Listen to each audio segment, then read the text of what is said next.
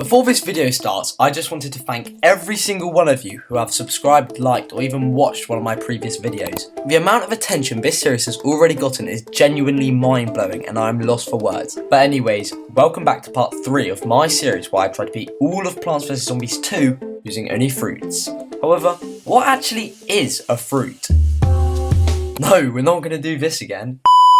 Due to quite a lot of disagreements in the comment section, I think we need to reevaluate our rules. For the future, I think any plant that we can all agree is a fruit can be used. But this is still meant to be a challenge, so plants like the kernel pole and the pea-shooter that I think will be too OP are off the table, whereas other plants like the pepper pole or the jalapeno are still up for debate, so let me know what you guys think down in the comments. Regardless, I'll stop waffling now because it's about time you can all enjoy part 3.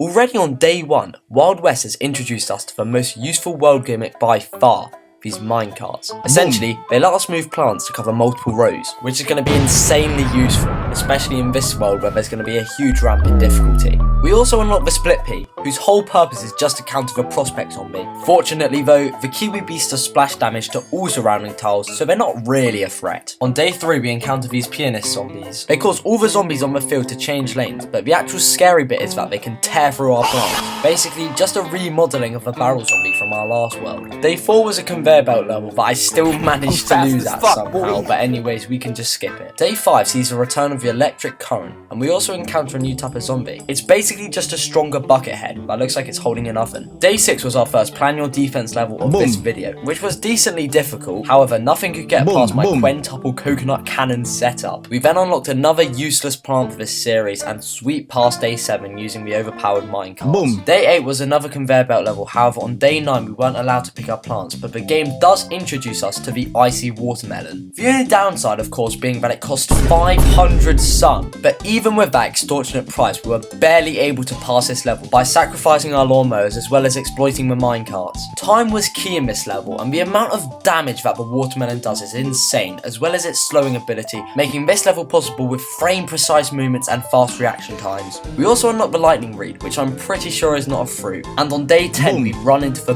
biggest roadblock of the series so far, chicken zombies. For this level, they're not really an issue, but just keep that in mind for later in the video. On day 11, we weren't allowed to spend over 500 sun, so literally 2 kiwi beasts wipes out the whole level. Day 12 was another conveyor belt level, but finally we unlock another fruit, the melon pole. We have already encountered this plant in a previous video, however as a recap, the melon pole costs a whole 325 sun and he lobs projectiles at zombies doing massive splash damage. Honestly, probably the best plant we've unlocked so far. It's actually so good in fact that it caused this cow to commit suicide. Not much happened on day 14, but we do see the return of the chicken zombies. Luckily again they were no problem, but look at the amount of chickens, it is actually ridiculous. It was nice to have a break from all these difficult levels on day 15. Literally a melon pot and a kiwi beast was enough to beat this level. Day 16 was just a boring protection level, but an interesting dilemma occurs. I decided to use a plant food on the walnut that we had to protect, which made me wonder if we were allowed to use plant foods on anything that isn't a fruit. To be honest, I'm perfectly fine with exploiting pre-planted plants, but let me know what you guys think about this new rule down in the comments. Day 17 was again very easy, which was mainly because of the well-placed minecarts. However, I honestly think day 18 is the most difficult level we've had in the whole series by far, so everybody get comfy.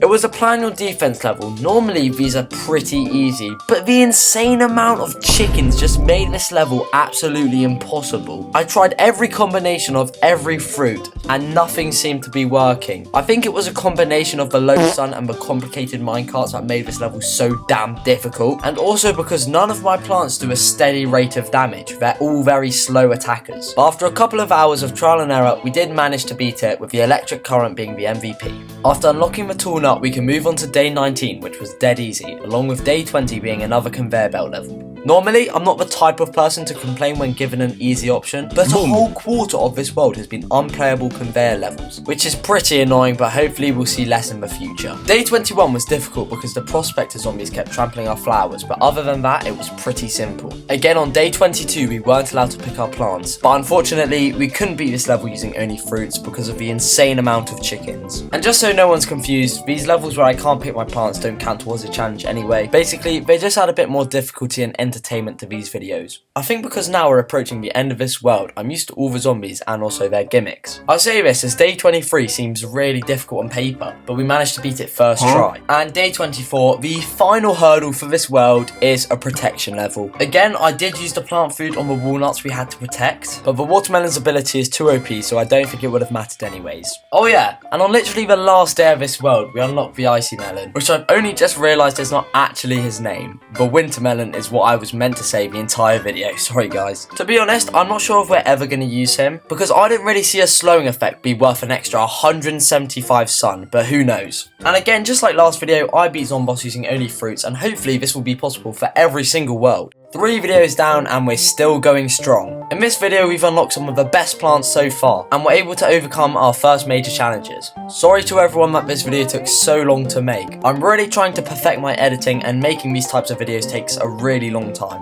Also, I am genuinely so grateful for every single one of you guys. This series has done so well in fact that hopefully my channel will be monetized soon. If you guys keep supporting my PVC2 videos, I'll continue to make them, but I do want to branch out into different aspects of YouTube, like maybe some real life videos. Once again, thank you all so much for watching this video and make sure to subscribe for some small channel bragging rights. Anyways, that's all from me and hopefully I'll see you all in the next video.